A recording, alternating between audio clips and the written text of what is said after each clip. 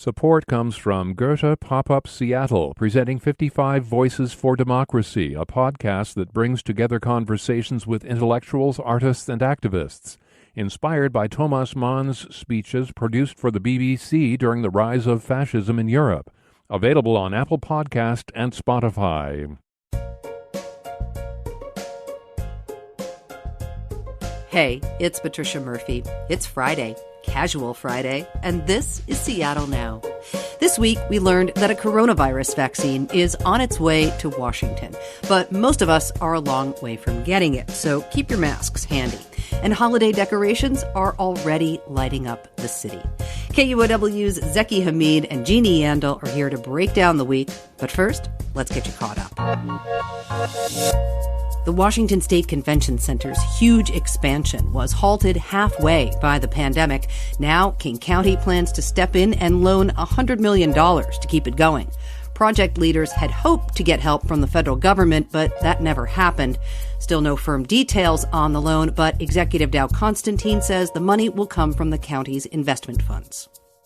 Some welcome news for Boeing. The aerospace company sold its first 737 MAX jets since the plane was grounded last March. Irish airline Ryanair put it in order for 75 planes. That's on top of a previous order. It's been a tough year for Boeing, but the company said they're confident air travel will recover soon thanks to the progress of COVID vaccines. And please, for the love of public health, don't get on a plane if you have COVID. A couple from Hawaii were arrested when they flew from San Francisco to KUOW after they had tested positive for the virus. They were tested at SeaTac Airport after they returned from an international trip. Now they're being charged with reckless endangerment.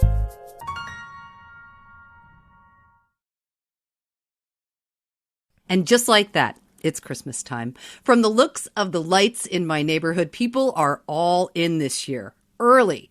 Zaki Hamid is here. He's KUOW's Director of Community Engagement. Zaki, you doing Christmas lights? Oh yeah, I love Christmas lights. We bought a new reindeer to add to the decorations this year. Very nice. Jeannie Yandel is here too. She's Special Projects Editor at KUOW. Jeannie, holiday decorations, yes or no? Yes, and we're going bigger than ever. We have huge light-up candy canes in our front yard right now, and snowflake lights are arriving shortly, as are outdoor ornaments for our rosemary bush. Oh my gosh, I just love this. And thank you so much for filling in for me this week, for giving me a couple of days off. I really appreciate your time and your expertise on this show. It was a pleasure.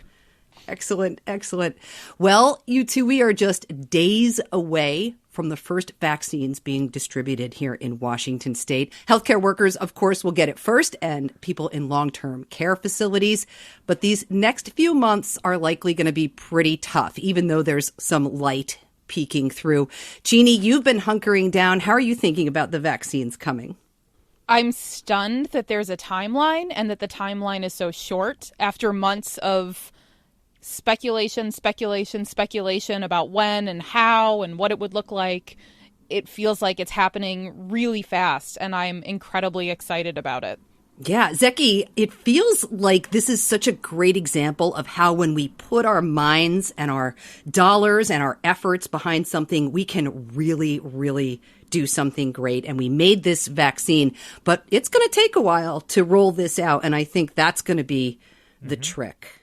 Yeah, it's all sunshine and rainbows from here on out. This is amazing. It's been 9 months, and you're like, all right, just like 3 or 4 more of those, and then we're gonna be good. This is seriously revolutionary. Like, to be able to produce a vaccine this quickly and to put it out to the entire country, it's really revolutionary. My sister's a doctor, and she's been telling me how amazing this is and how amazing this is for future pandemics. The way that we have actually done this. So this is really revolutionary.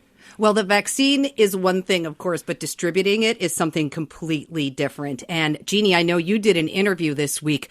We live in a state where we had to make a law to make people get vaccines in order to let them go to school. And even though we also live in a state where the governor has promised an extra layer of scrutiny for the vaccine, this is going to be a challenge. Jeannie, you did this interview this week. What stuck out to you? The thing that Hannah Weinberger, the Crosscut reporter, said that I am still thinking about, I actually had a dream about it last night, was she said that this process is kind of making us all have to become PhDs in epidemiology, right? Like there are so many different choices potentially for which vaccine you could take and why you would choose that one.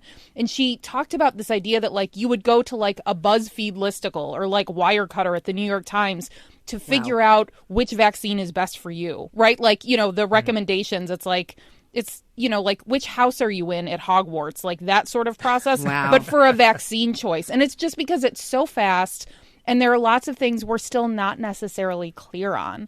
Yeah. So that's the thing that stuck with me. Hopefully we will all get in line at some point and get vaccinated and put this. But you know what? One of the things that's really dangerous is it has become political over the past year. Yeah. Mm-hmm. So when you insert politics into this, and there's just a erosion of public trust or trust in public institutions. That's just so incredibly dangerous right now. And I have no idea if we can dig ourselves out of this hole anytime soon. So yeah, it's going to be messy. Yep.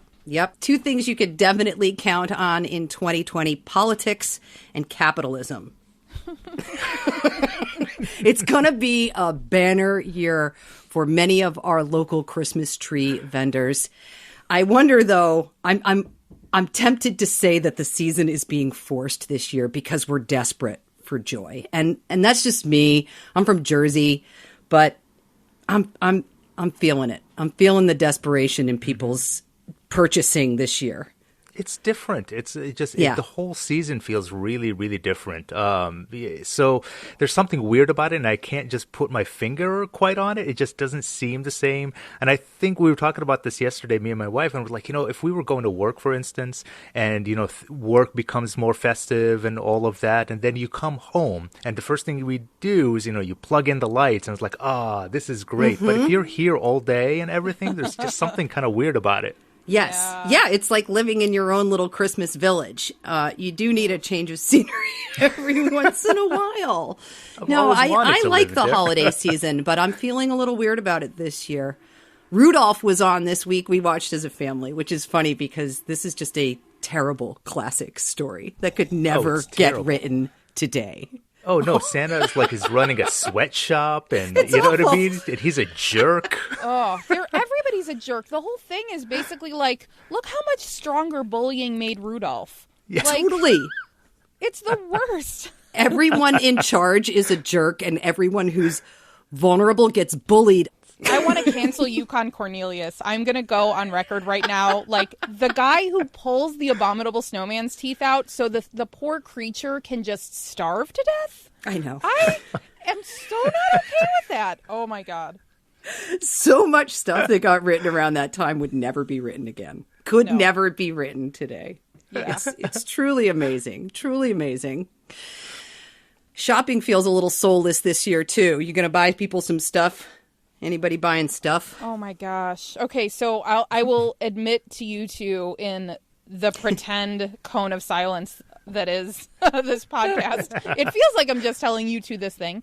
But I have had this fight with myself for weeks now about, like, how much I want to buy for my extended family because I can't, like, see them. We usually go to Omaha and have, like, an early Christmas, and obviously that's not happening. Yeah, I'm really, like, the only way I feel like I can show my love is by buying a bunch of stupid gifts. Even though I know that's not true, I'm having that argument with myself. So either I'm making really thoughtful, wonderful donations or handmade gifts for everyone that they will eventually get after Christmas, or I'm spending a ridiculous amount of money on crap on Amazon, and I haven't decided which one I'm doing yet. Same. I'm kind of torn both ways. I don't like buying people a bunch of stuff, but I still feel pulled to do the thing. And this is the way we're doing the thing this year.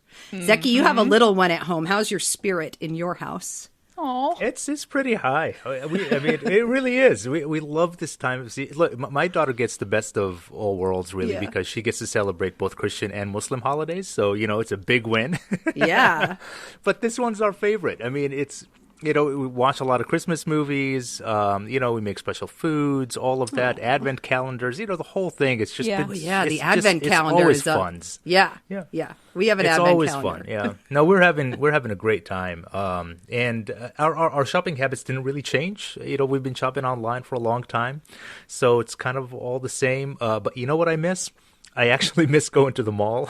Not to shop. I just like to go and walk around and look at all the decorations and everything. And plus, this is my thing. This is where I go to find my people. You go to the mall, it's filled with immigrants, right? I just like to go there, sit in the food court, and it's like, there we go. Now I feel at home. Oh, my gosh. All right, before we go, Spotify laid out my personal song list for the year this week. Yes. It's a feature where your musical year gets summed up by the songs you've listened to for most of 2020. And I cringed because I definitely have questionable musical taste. But I was pleasantly surprised to see that mine was Kurt Weill. So it could have been a lot worse. Look at you. That's pretty cool. I fully expected cool. you to say it was going to be Iron Maiden, just given the way this year went. I was fully expecting you to say it was going to be Iron Maiden. I'm not going to say it wasn't in the top 5. Yeah. Okay. Fear of the dark. Jeannie, how did your list shape up this year? I mean, it was all like the soundtrack to Hamilton and It's Raining Tacos, because I have an 8-year-old and we haven't had childcare all year. So, like, I had to scroll way, way, way, way down, and, like, at number, 40-something, there's, like, Susie and the Banshee song, and I was like, there I am. But, like, everything else is my child. Like, the number of times I've handed her my phone, and I've just been like, go, listen to It's Raining Tacos on repeat for an hour. That's I love fine. that song, by the way. Perry Grip writes a catchy, hooky song. Zeki, what about you, man? What's your soundtrack?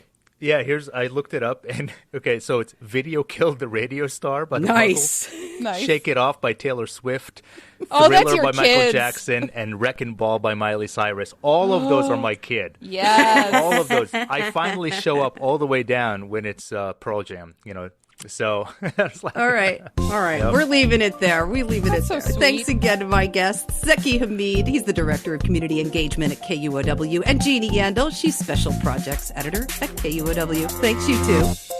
Thanks, Trish. Thank you, Trish. Have a great weekend. You too.